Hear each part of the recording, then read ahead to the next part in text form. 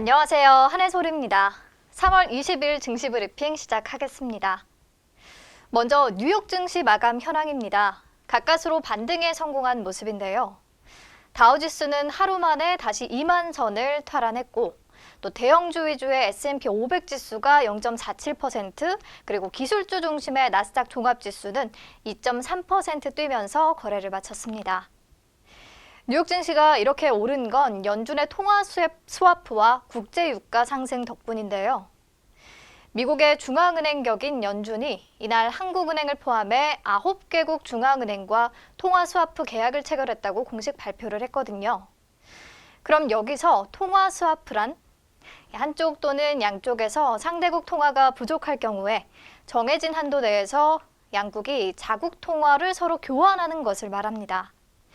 한국과 호주, 브라질, 멕시코, 싱가포르, 스웨덴 중앙은행과는 600억 달러 규모의 계약을 맺었고요.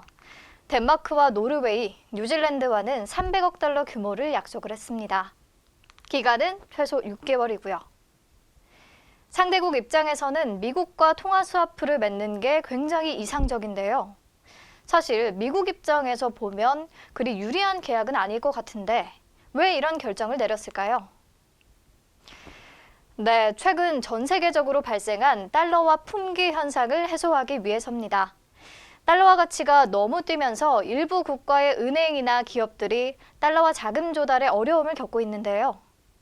만약 이들 국가가 달러 경색으로 경제가 무너져 버린다면 해당 국가에 돈을 빌려준 미국 금융사나 그 국가의 공급망을 둔 미국 기업들도 타격을 입을 수밖에 없잖아요. 이런 위험을 막기 위한 결정으로 보입니다. 네, 이 밖에 회사들이 기업 어음 발행이 어려워진 것을 해결하고자 CP 매입 자금을 직접 지원하겠고도 밝혔고, 전 국민을 대상으로 헬리콥터 머니를 뿌리겠다고도 발표를 했는데 성인에게는 1,000달러, 아동에게는 500달러씩 최대 2차례 지급 예정이라고 하네요. 이렇게 미국도 굉장히 고군분투하고 있고요. 하지만 확진자 증가 추세는 쉽게 잡히지 않는 상황입니다. 네, 그리고 유럽 중앙은행 ECB와 또 영국 중앙은행인 영란은행이 동시에 공격적인 유동성에 나섰는데요. ECB는 7,500억 유로의 긴급 채권 매입 프로그램을 발표했고요. BOE는 기준금리를 기존 0.25%에서 0.1%로 0.15%포인트 낮추기로 했습니다. 영국 기준금리 역사상 최저 수준이네요. 네, 이번에는 국제유가 마감 상황 살펴보겠습니다. 다행입니다. 최근 폭락했던 국제유가가 역사상 최대 폭등세를 기록하며 회복세를 보였는데요. 유가 폭락을 몰고 온 사우디아라비아와 러시아의 증산 경쟁을 중단시키기 위해서 미국이 적극 개입할 것이라는 기대가 작용을 했습니다. 사우디에 대해서는 백악관 차원의 외교적인 압박, 그리고 러시아에 대해서는 제재 강화 방안이 논의되고 있습니다. 오늘은 다행히 긍정적인 글로벌 이슈들을 들려드릴 수 있는 상황인데요. 그렇다면 이 시각 국내 증시는 어떤 흐름 보이고 있을지 시황 짚어보겠습니다. 어제 우리 시장 코스닥 코스피 또다시 서킷 브레이커가 동시에 발동되면서 최악의 하루를 보냈는데요.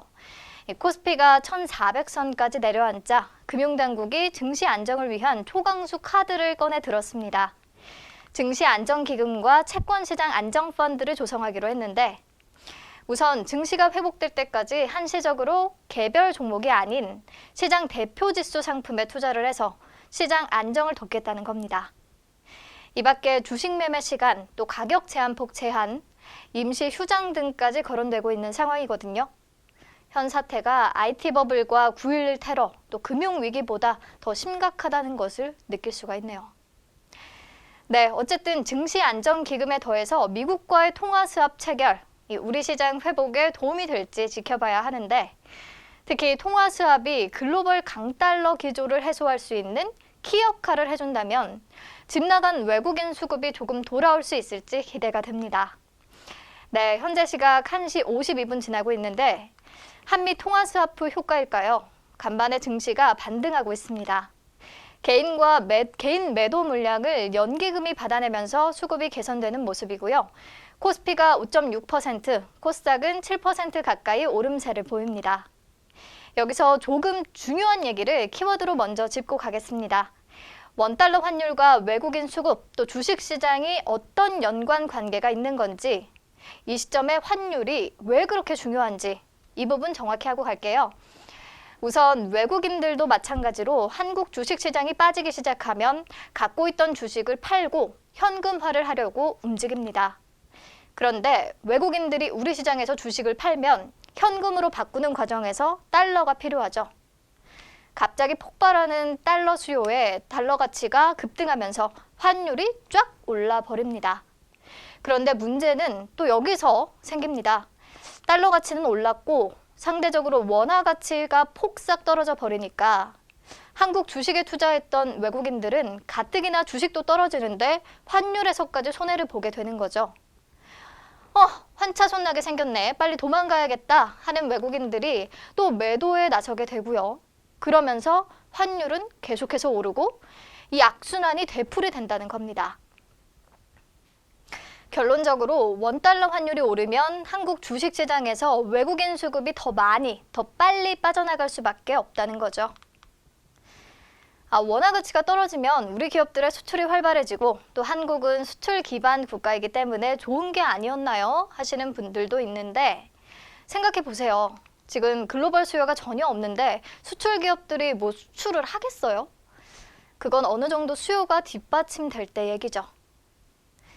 네, 아무튼 환율 때문에 더 골치가 아팠는데 미국이 통화 수합을 통해 달러를 안정화시킨다고 하니까 어느 정도 반가운 소식인 것 같습니다. 물론 아직 외국인의 코스피 매도가 계속되고 있지만요.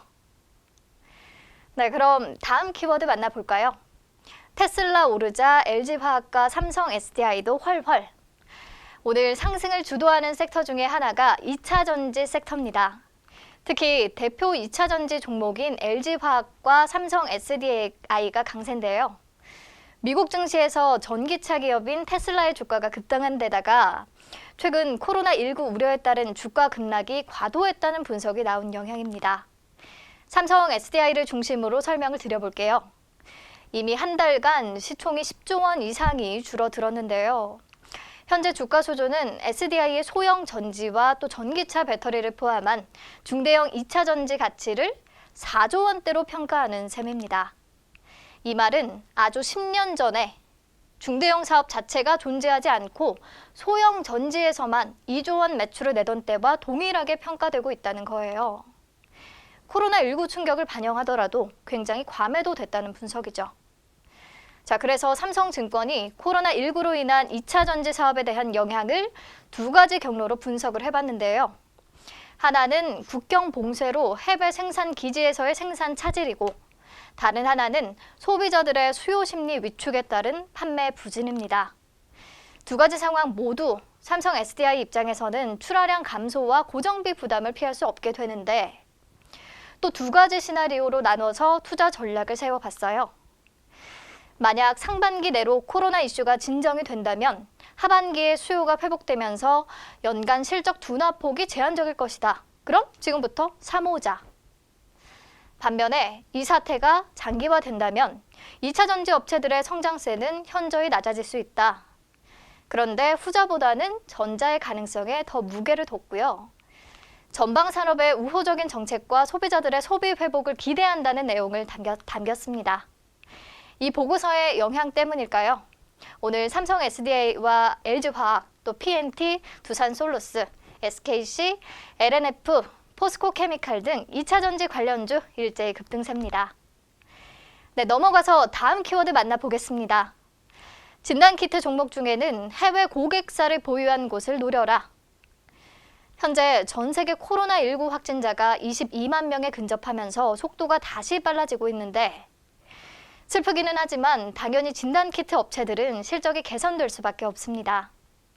보수적으로 우리나라의 확진자 수 증가세가 줄어들어서 국내 수요가 더 이상 폭발적으로 늘어나지 않는다고 가정을 한다면 이제부터는 수출 역량이 중요합니다. 세계 확진자가 빠르게 늘고 있으니 수출 쪽을 잡아야 한다는 거죠. 지난번에도 한번 말씀드렸지만 현재 수출 허가를 받은 국내 업체는 코젠 바이오텍, 시젠, SD 바이오센서, 솔젠트, PCL, 랩지노믹스, 캔서롭 이렇게 7곳입니다. 이 중에 시젠과 랩지노믹스가 해외 기존 고객을 확보하고 있어서 조금 더 유리할 것으로 보이고요. 현재 세계적으로 RT-PCR이 확진 검사에 활용되고 있지만 그 보조 수단으로서 항체 진단을 활용하는 신속 검사 키트도 해외에서 사용되고 있거나 권장하고 있거든요.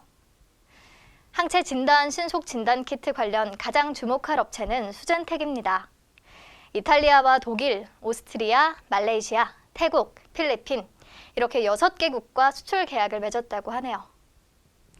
그리고 오상자이엘의 자회사 오상헬스케어도 18일 수출 허가를 획득했다고 밝혔고요. 이탈리아와 루마니아와 250만 명 분의 테스트 물량 수출 계약을 체결했다고 합니다. 오늘 급등세네요. 네, 그리고 진단키트 업체는 아니지만 코로나19 관련해서 몇 가지 종목만 더 언급드릴게요. 우선 오늘장에서 강스템 바이오텍이 굉장히 주목을 받고 있는데요. 신약물질을 코로나19 치료 목적에 사용 승인 신청했다는 소식 때문입니다. 현재 회사는 류마티스 관절염 동종 제대열 유래 줄기세포 치료제인 퓨어스템 RA주를 개발하고 있는데 이 퓨어스템 RA주가 코로나19 환자들에게 나타나는 사이토카인 폭풍과 림프구 감소증에 효과를 보일 것으로 기대가 된다는 게 회사 측의 입장입니다. 그래서 감염 환자 중 시급한 치료가 필요한 환자를 대상으로 긴급 치료 목적의 사용 승인을 식약처에 신청했다고 하네요. 네, 또 다른 상한가 종목인 제노포커스는 코로나19 마이크로바이옴 효소 복합 치료제를 개발 중이라고 합니다. 그리고 지금까지와는 조금 다른 관점에서 관심 가져볼 만한 종목이 있는데 바로 메디아나입니다. 응급 의료 장비들을 생산하는 업체인데요. 최근 코로나19 영향으로 응급 환자 감시 장치, 산소 포화도 측정기나 인공호흡기 같은 것들의 주문이 폭증하고 있다고 해요. 그래서 지금 고용노동부에 특별 연장 근무 인가까지 받고 장비들을 풀가동 생산하고 있다고 하거든요. 매출액과 영업이익 앞으로 기대해봐도 좋을 것 같습니다. 네, 오늘 브리핑 끝내기 전에 하나만 더 말씀드리자면 애플이 3월 중순부터 중국 생산업체를 통해 아이폰 9과 에어팟, 아이패드 등 신제품을 대량 생산하기 시작했다고 합니다. 무기한 연기에 대한 우려가 크게 해소되는 부분이라서 애플 부품업체들 LG이노텍이나 덕산네오룩스, 슈피겐코리아, 더구전자, YMT 등 시장 확실한 반등 줄 때 기대해 보셔도 좋을 것 같습니다. 네, 이번 한 주도 진심으로 너무 고생 많으셨고요. 증시 안정기금과 통화수합이 계속해서 수급 완충 역할을 해주고 해외 코로나 확산세가 꺾이기를 간절히 바라면서 브리핑 마칠게요. 다음 주에 다시 만나요.